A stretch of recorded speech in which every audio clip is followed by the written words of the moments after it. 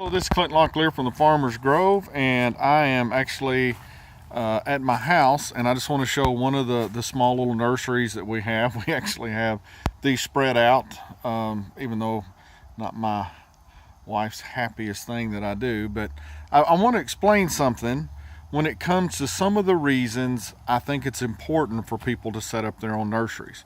Now, most of these, and now we've already had a frost, some of the Osage orange has been grafted to chase seedless, is kind of going dormant, and all these right through here are very high powered chestnuts.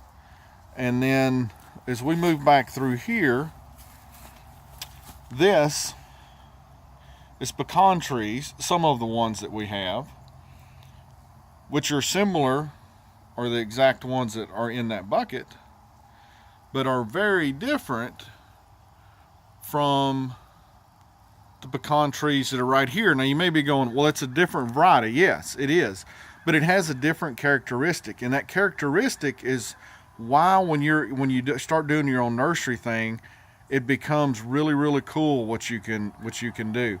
Now, these pecans are very sweet tasting, very thin shelled, fast growing trees.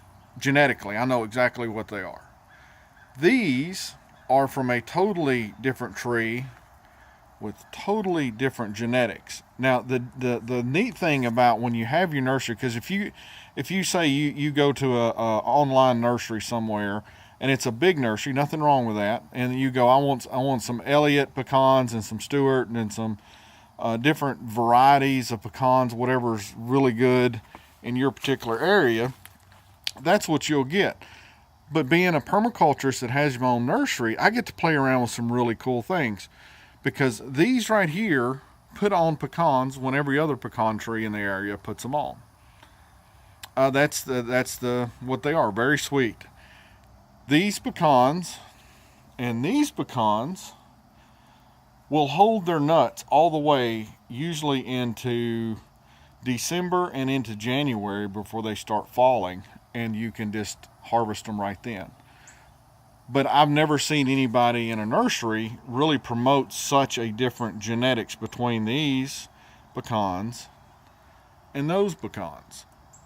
But as someone who's building their own system, I would much rather have 2 or 3 trees that do a standard pecan falling of nuts like this one does here, and then I would like to be able to come in a couple of months later and still harvest fresh pecans from this right here. So this is why I think it's so important that you should have your own nursery.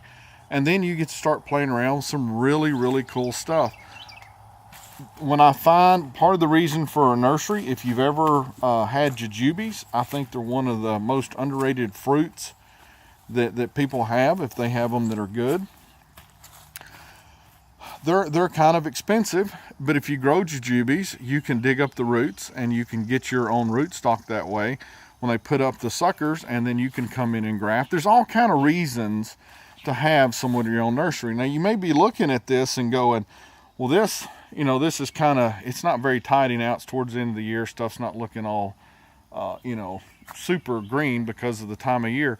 But to show you the value of a small nursery, that of the chestnuts, here is chestnuts in the top of that. These are 1-year seedlings.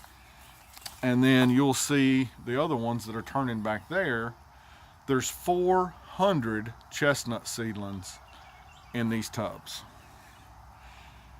And some of these chestnut seedlings, like this one right there, I mean, that is a monster already. That's already about 2.5 feet.